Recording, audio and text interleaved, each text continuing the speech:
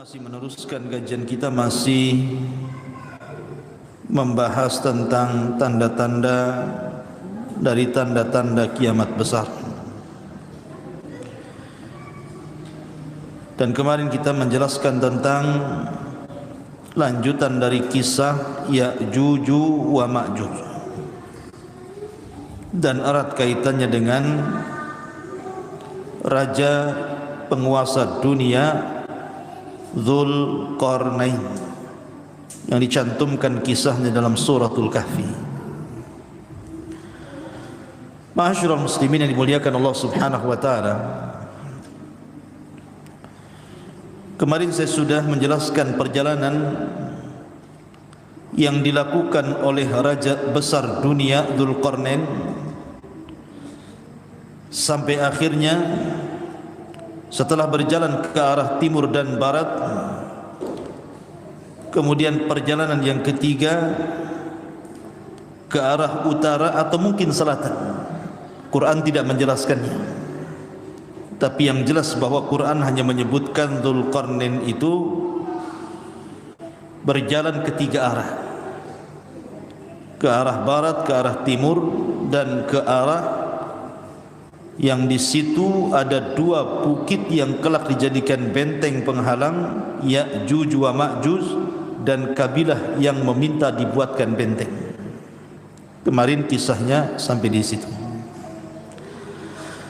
Ma'asyiral muslimin yang dimuliakan Allah Subhanahu wa taala, siapa Ya'juj dan Ma'juj itu? Kita tahu bahawa Ya'juj dan Ma'juj fitnahnya tentu berbeda dengan fitnah Dajjal. Kalau Dajjal itu betul-betul diciptakan oleh Allah Subhanahu wa taala untuk memfitnah agama manusia. Tetapi Ya'juj dan Ma'juj tidak ada kaitan dengan itu. Ya'juj dan Ma'juj itu murni hanya makhluk perusak. Tidak ada kaitan dengan masalah fitnah agama. Ada yang mengatakan bahawa Ya'juj dan Ma'juj itu adalah al-ikhwatu lil ab, saudara kita dari jalur ayah, maksudnya Adam alaihi salatu wassalam. Jadi ketika Adam alaihi salatu wassalam bermimpi basah, kemudian spermanya menumpah bumi, maka sperma yang menimpa bumi itulah yang kemudian menjadi Ya'juj wa Ma'juj. Sehingga ada yang mengatakan bahawa Ya'juj dan Ma'juj itu saudara kita seayah, karena bukan dari rahimnya Hawa, tetapi dari tanah. Cuman spermanya sperma Adam tumpah ke tanah jadi Ya'juj Ma'juj gitu. Tapi jelas pendapat ini sangat bertentangan sekali, karena kalau seperti itu berarti Ya'juj dan Ma'juj itu punya keistimewaan. Sebagaimana Isa tercipta tanpa ayah, kemudian Hawa tercipta tanpa ibu, maka Ya'juj Ma'juj nanti sekedudukan dengan Hawa. Mustahil kalau pendapat ini dibenarkan. Maka pendapat yang kuat wallahu alam bahwa Ya'juj wa Ma'juj adalah keturunan Yafis ibn Nuh alaihi salatu wassalam. Kita tahu bahawa Nuh alaihi salatu wassalam itu kan memiliki 4 putra. Yang satu kafir, namanya Kan'an, yang kemudian mengikuti agama ibundanya, dan istrinya Nuh kafir. Tetapi yang 3 mukmin mengikuti agama Nuh. Syam yang merupakan bapa bagi bangsa Arab, terlahir dari Syam ini banyak kalangan para nabi dan rasul. Kemudian ada Ham. Dari Ham ini lahir orang-orang yang berkulit hitam. Kemudian yang ketiga ada Yafis. Dari Yafis ini lahir banyak kabilah, salah satunya adalah Ya'juj dan Ma'juj. Jadi Ya'juj Ma'juj itu keturunan Yafis putra Nuh alaihi salatu wassalam. Itu yang benar. Dia manusia sama dengan kita. Tetapi Allah Subhanahu wa taala berikan usia yang panjang. Dalam pengasingan Ya'juj dan Ma'juj itu, karena mereka tidak bisa keluar sebab benteng yang menghalang mereka untuk keluar, Allah berikan usia yang panjang. Artinya bahwa mereka akan semakin banyak jumlah mereka dan populasinya di balik dinding yang dibuat Dzulqarnain ini, sehingga jumlahnya saking banyaknya tidak ada yang tahu kecuali Allah Subhanahu wa taala. Makanya ketika Allah Subhanahu wa taala menjelaskan tentang banyaknya jumlah mereka, Allah katakan dalam surah Al-Anbiya ayat 96, hatta idza futihat Ya'juj wa Ma'juj wa hum min kulli hadabin yansirun. Sehingga apabila benteng Ya'juj dan Ma'juj itu sudah dihancurkan, maka mereka akan datang seperti air bah yang turun dari ketinggian. Saking banyaknya, saking banyaknya Ya'juj dan Ma'juj itu sehingga tidak bisa dihitung berapa jumlahnya. Bahkan ketika Nabi Allah Adam alaihi salatu wassalam berdialog dengan Allah Azza wa Jalla dan mengatakan, ya Adam bi'tha ahli nar, wahai Adam, utuslah dari turunanmu para penghuni neraka. Adam alaihi salatu wassalam kaget karena di antara turunannya ada yang akan menjadi penghuni neraka. Kemudian Adam bertanya kepada Allah Azza wa Jalla, apa maksudnya?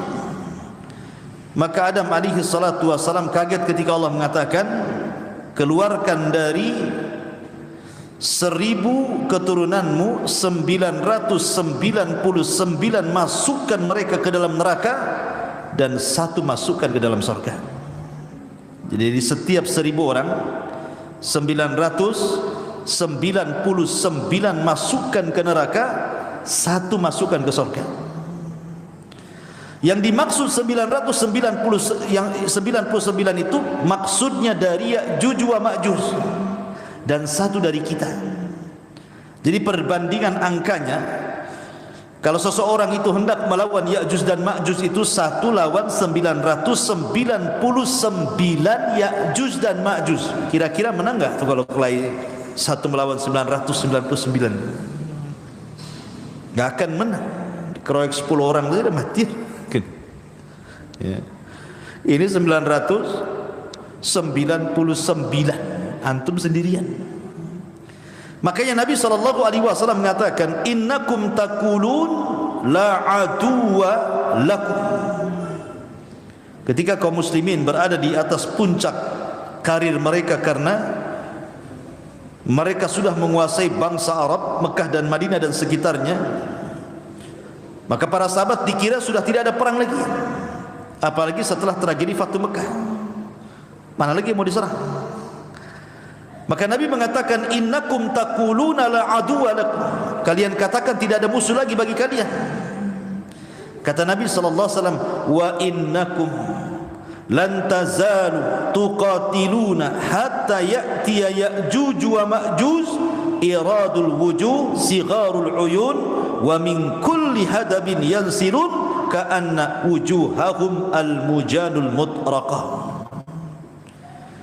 Kata Nabi SAW, kalian sangka kalian tidak memiliki musuh lagi? Tidak. Bahkan kalian akan senantiasa berperang sampai datang kepada kalian Ya'juj dan Ma'juj. Mereka bulat wajahnya, kecil matanya, mereka datang dari semua arah dan wajahnya seperti tameng yang biasa digunakan untuk berperang. Mujanul mutraqah. Artinya Nabi SAW mengatakan bahwa kita akan berperang melawan mereka Ya'juj dan Ma'juj di akhir zaman, dan tidak akan menang. Karena Allah Subhanahu wa taala menghabarkan sendiri lewat lisan Nabi SAW kepada Isa bin Maryam untuk membawa sisa pasukan bersembunyi di Bukit Tur. Jadi Allah Subhanahu wa taala sendiri yang meminta kepada Isa untuk tidak melawan mereka. Maka Nabi SAW mengatakan bahawa akan datang kepada kalian dua kabilah besar, Ya'juj dan Ma'juj, dan kalian tidak akan sanggup memerangi mereka. Kalian tidak akan sanggup menghadapi perang melawan mereka. Maka Allah perintahkan Isa untuk membawa sebagian pasukan kaum muslimin bersembunyi di tempat persembunyian yang pertama, Bukit Tur. Di situ mereka bersembunyi. Ketika Ya'juj dan Ma'juj, tidak ada lagi yang melawan mereka, karena yang paling kuat kan pasukan Isa bin Maryam. Kalau pasukan sekuat itu tidak bisa melawan Ya'juj dan Ma'juj, siapa yang akan melawan Ya'juj dan Ma'juj? Sehingga kemudian Ya'juj dan Ma'juj dengan sangat senangnya masuk ke desa-desa, masuk ke daerah-daerah, masuk ke negara-negara, hanya untuk membantai di luar rasnya. Siapapun di luar rasnya dibantai. Bahkan dalam riwayat dimakan bangkainya, kanibal. Habis dibunuh dimakan pula bangkainya. Itulah Ya'juj wa Ma'juj itu. Makanya tidak ada satupun bumi, sama dengan Dajjal. Dajjal kan tidak ada sejengkal bumi kecuali diinjak Dajjal. Maka Ya'juj Ma'juj juga sama. Bumi ini dipenuhi oleh mereka, dipenuhi oleh Ya'juj dan Ma'juj itu, sehingga fitnahnya menyebar seantero dunia. Ma'asyiral muslimin yang dimuliakan Allah Azza wa Jalla. Lah ketika kaum muslimin kemudian mereka bersembunyi di Bukit Tur, kemudian Ya'juj dan Ma'juj terus mereka memerangi, membunuh dan membantai manusia, mulailah kemudian tampak kesombongannya. Ya'juj dan Ma'juj sombong karena sudah mengalahkan siapapun yang di luar rasnya.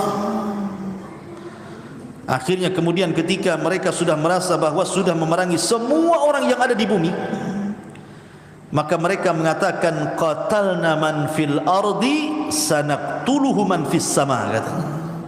Kami sudah bunuh semua makhluk yang ada di atas bumi, giliran engkau makhluk yang ada di langit, ku bunuh kalian semua. Sombong dia. Dia bisa kononnya membunuh makhluk yang ada di langit, maksudnya para malaikat. Akhirnya kemudian mereka pun mulai mengarahkan tombak-tombak mereka, panah-panah mereka, kemudian diarahkan ke langit. Subhanallah, Allah subhanahu wa ta'ala menyedot panah-panah itu sampai tembus ke awan-awan, sampai tidak nampak lagi panahnya itu, saking jauhnya, saking tingginya. Kemudian Allah subhanahu wa ta'ala kembalikan panah itu ke bumi, dan Allah sudah lumuri di ujung-ujungnya dengan darah, seolah-olah Ya'juj dan Ma'juj berhasil membunuh makhluk yang ada di atas langit. Padahal itu adalah makarnya Allah. Wa yamkuruna wa yamkurullah wallahu khairul makirin. Maka makin sombong lagi. Makhluk bumi sudah kami bantai, makhluk langit sudah kami bantai, kira-kira makhluk mana lagi? Akhirnya kemudian Nabi Isa bin Maryam pun kemudian berdoa kepada Allah subhanahu wa ta'ala. Kemudian setelah berdoa kepada Allah subhanahu wa ta'ala agar Allah memberikan pertolongan kepada mereka. Coba anak-anak ada yang tertibkan. Jadi akhirnya kemudian Allah subhanahu wa ta'ala mengabulkan doa Isa bin Maryam. Doanya Isa bin Maryam agar Allah subhanahu wa ta'ala menghancurkan sehancur-hancurnya Ya'juj wa Ma'juj ini. Maka Isa terus berdoa sampai akhirnya betul-betul Allah subhanahu wa ta'ala azab Ya'juj wa Ma'juj ini dengan hanya mengutus hewan yang paling kecil, namanya Nagof. Nagof itu semacam ulat. Ulat itu disebut Nagof dalam bahasa Arab. Itu yang menghancurkan Ya'juj dan Ma'juj. Dan ingat tentara Allah subhanahu wa ta'ala, kalau kita melihat sejarah-sejarah, rata-rata binatang kecil yang diutuskan. Ketika pasukan Abrahatul Asram atau dikenal dengan Ashabul Fil hendak menyerang Ka'bah, siapa tentara Allah yang Allah utus? Ababil, burung-burung laut. Kemudian juga ketika Allah subhanahu wa ta'ala mengazab kaum Sabah, karena kufurnya mereka kepada Allah Subhanahu wa taala. Maka Allah Subhanahu wa taala mengutus siapa? Mengutus tikus-tikus sebesar kucing. Ada enggak tikus sebesar kucing? Mungkin tikus got tuh. Kan besar-besar tuh di Jakarta. Tikus istana pula. Bukan, tikus-tikus got itu kan besar-besar. Nampak kucing saja, kucing yang lari kalah besar. Ya.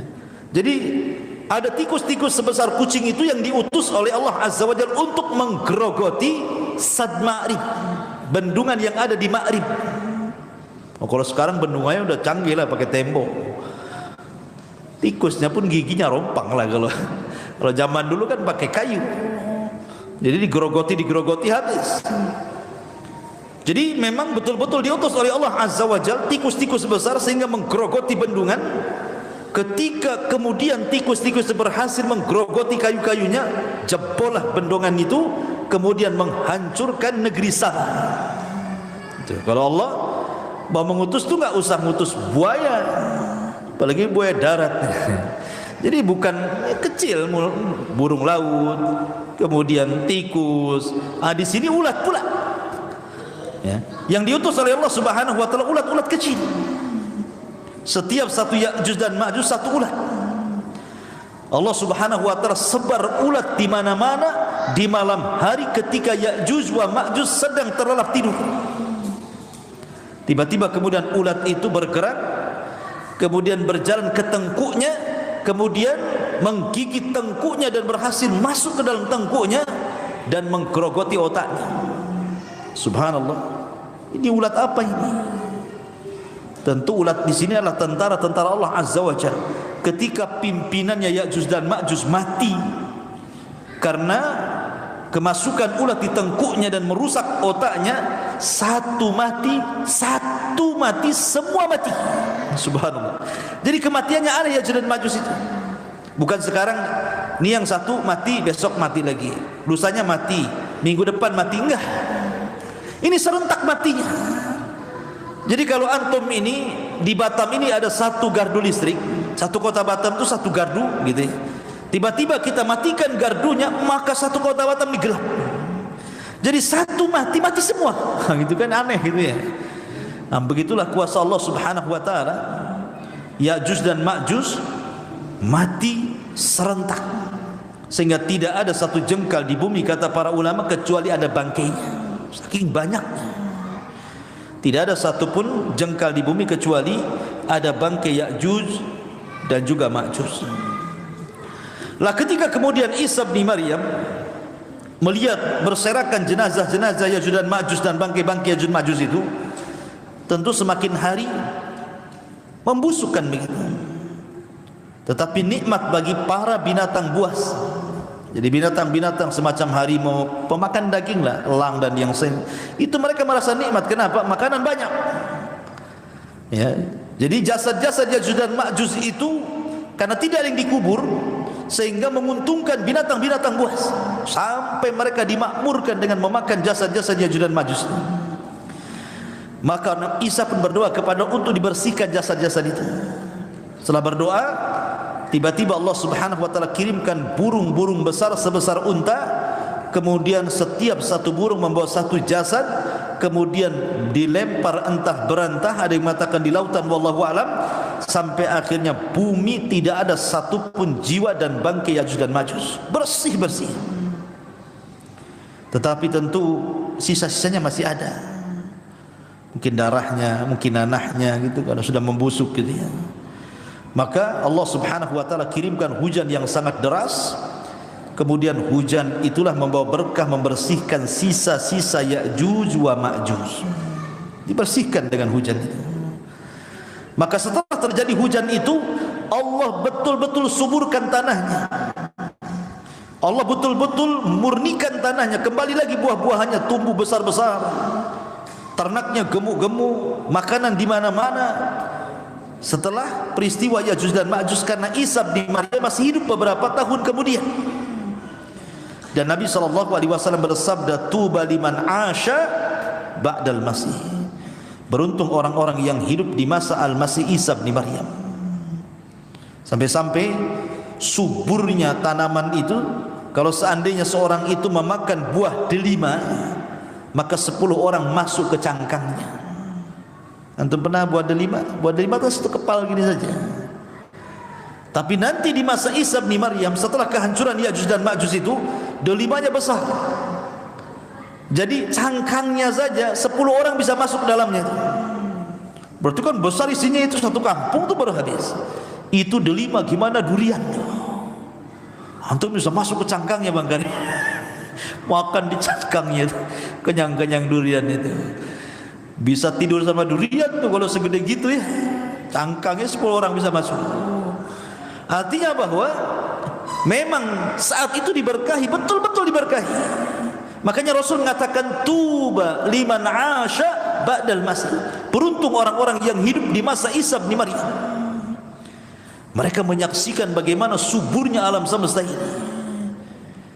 Seolah-olah dikembalikan kepada awal penciptaannya. Buahnya besar-besar, binatangnya gemuk-gemuk gitu ya. Memang betul-betul Allah Subhanahu wa taala suburkan.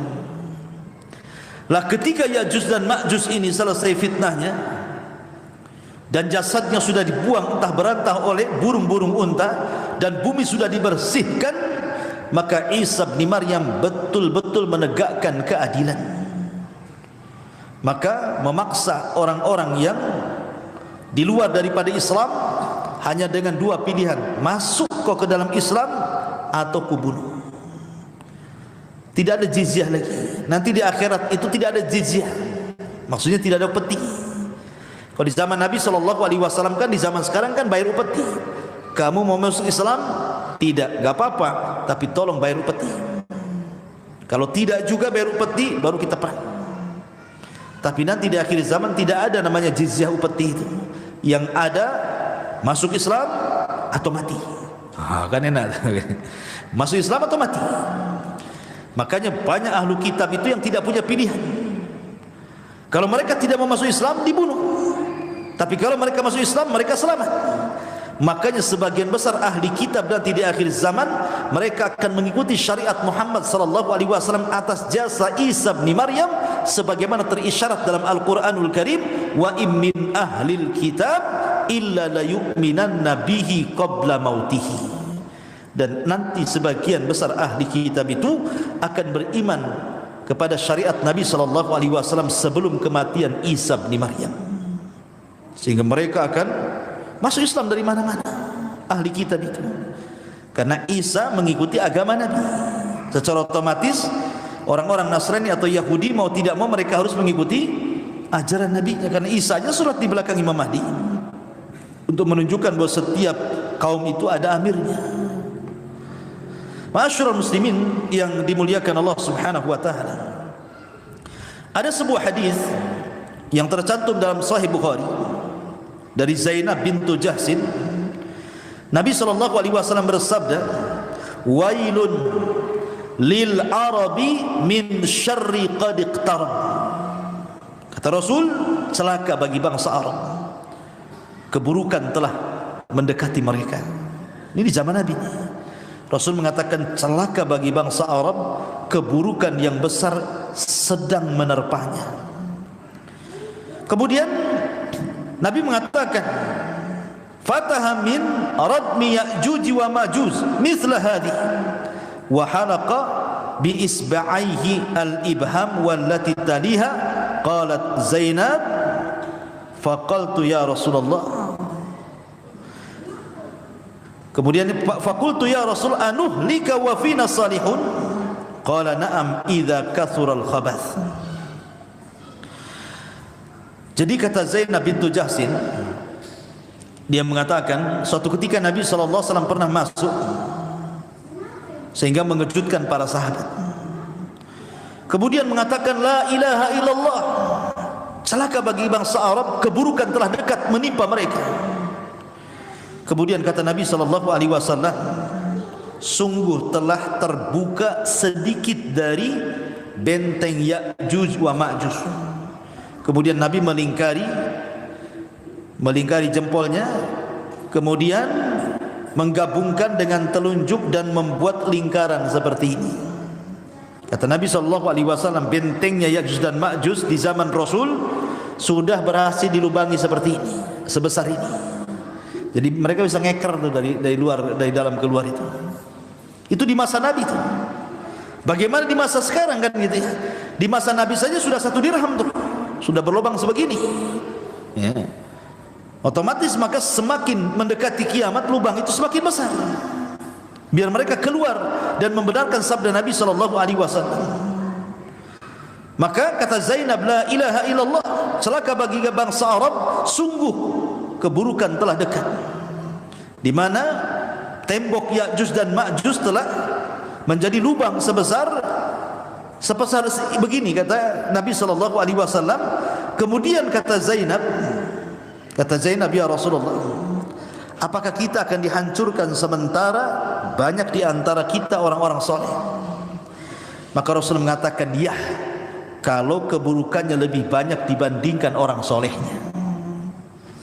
Kalau orang solehnya diam, tidak kemudian al-amru bil ma'ruf wan nahyu 'anil munkar, maka justru itu pula yang mengundang azab Allah Subhanahu wa taala.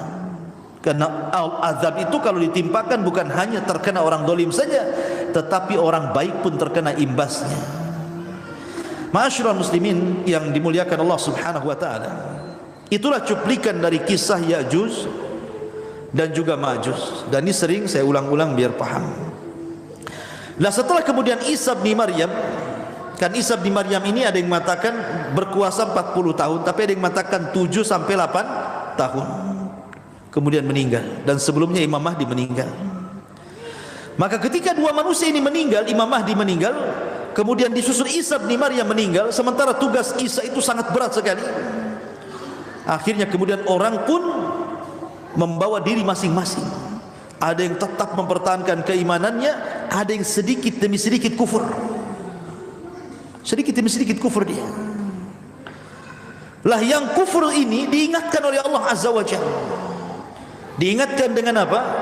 Dengan adanya dukhan, dengan adanya asap yang pekat yang berasal dari langit, yang Allah Subhanahu wa taala katakan, fartaqib yauma ta'tis sama bidukhanin mubin. Sebenarnya dukhan ini hanya peringatan kepada orang-orang yang tadinya beriman kemudian kufur.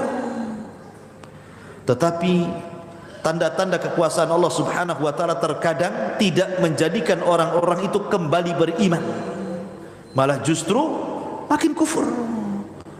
Harusnya dukhan itu, dukhan yang ditampakkan di langit itu menjadikan orang-orang itu kembali kepada Allah Azza wa Jalla. Sehingga sebagian mereka berdoa, Allahumma kshif, Allahumma kshif anna, ya Allah singkapkan dari kami dukhan-dukhan itu. Akhirnya Allah Subhanahu wa taala mengangkat dukhan dan hilanglah dukhan. Tapi apa yang terjadi?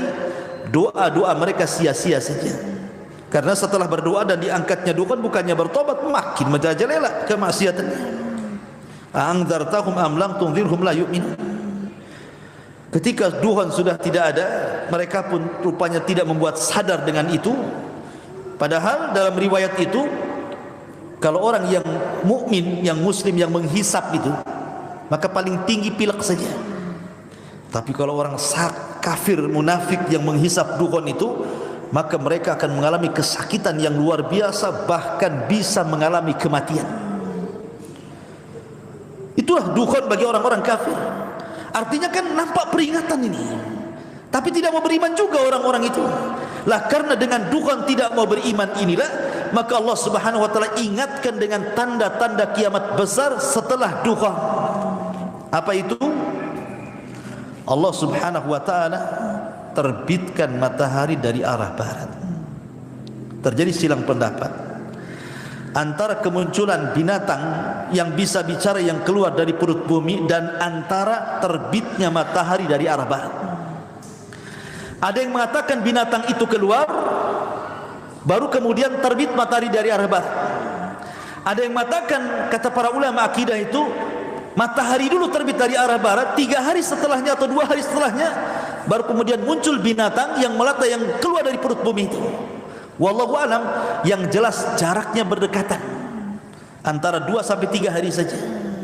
Begitu dalam hadis Nabi SAW dijelaskan jaraknya hanya 2 sampai 3 hari saja antara matahari terbit dari arah barat dan antara keluarnya binatang yang keluar dari perut bumi yang disebut dengan dabatun minal ard, binatang melata yang bisa bicara. Ma'asyiral muslimin yang dimuliakan Allah Subhanahu wa taala, dikisahkan dalam beberapa literatur akidah tentang peristiwa terbitnya matahari dari arah barat. Ikhwan,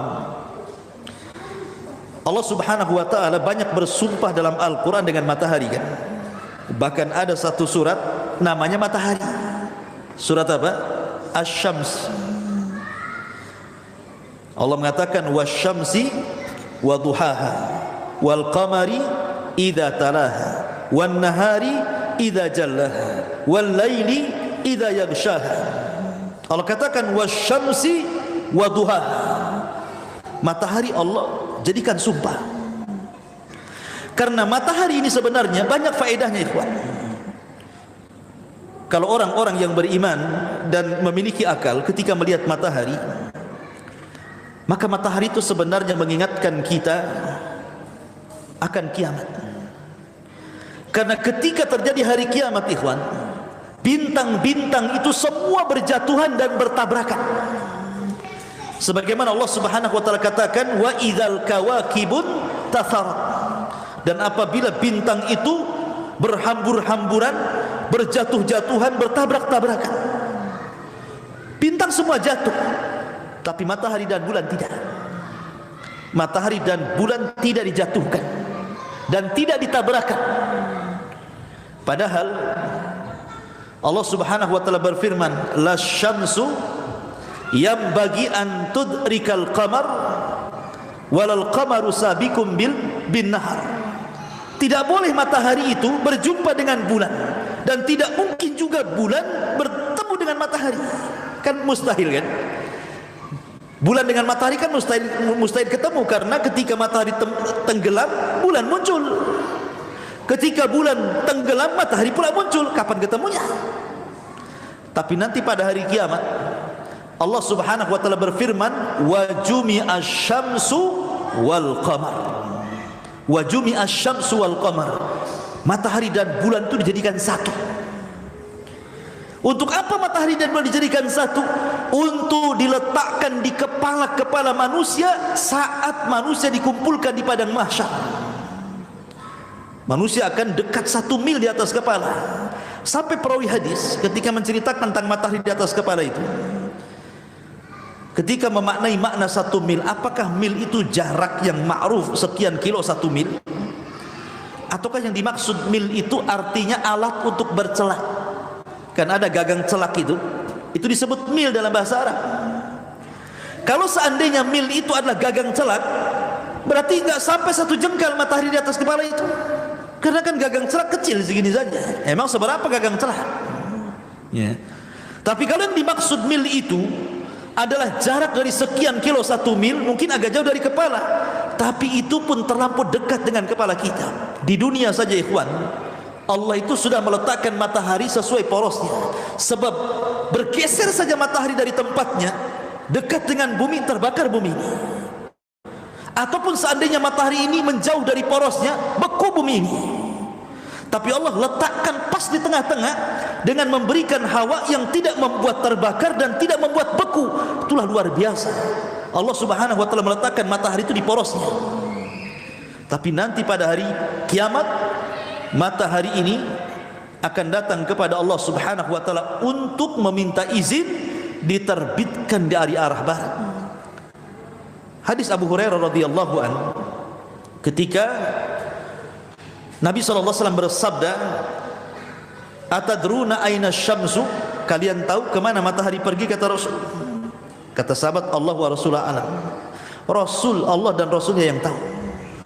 Kata Nabi, sungguhnya matahari itu ketika terbenam, maka dia akan naik menuju Allah Subhanahu wa ta'ala, kemudian sujud di bawah arasy-Nya. Hampir-hampir Allah tidak mengizinkan dia untuk terbit dari arah timur dan disuruh terbit dari arah barat. Dari sini menunjukkan bahwa matahari itu tidak mengelilingi bumi. Maksudnya begitu. Matahari tidak mengelilingi bumi. Matahari itu menghadap Allah setiap hari. Sujud di hadapan Allah di bawah arasy-Nya. Hampir-hampir Allah tidak mengizinkan untuk terbit dari arah timur dan disuruh terbit dari arah barat sampai pada waktunya.